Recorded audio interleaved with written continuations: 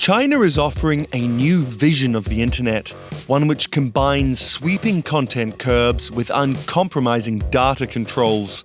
The idea is called Cybersovereignty, and it's already spreading around the world. This is your Bloomberg QuickTake on the new Cyber Cold War. Welcome. It's the new millennium and a simpler time for the internet. Western tech pioneers proclaim it's a borderless force for transparency and individual freedom.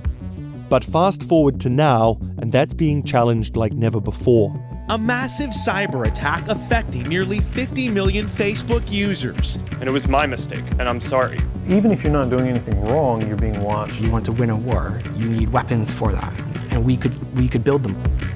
There's been a global backlash against Facebook, Google, WhatsApp. This backlash coincides with the rise of the Chinese model. Today you have governments from Russia to Southeast Asia saying, hang on, we get to control content on the internet, and at the same time, that is not an impediment to stunning economic growth. It's an ideological coup and a rejection of the American internet model, which promised to spur innovation and freedom. Now China is offering a different vision, both internet control and tech innovation, and it has fans.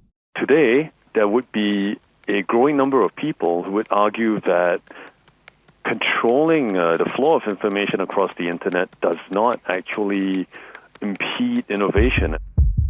The crux of the Chinese internet model is based around the nation state, setting your own rules for your own citizens that can't be circumvented by the internet. So very simply, they want to control what sort of content is hosted on the internet that's available to Chinese users, and they want absolute control over that content.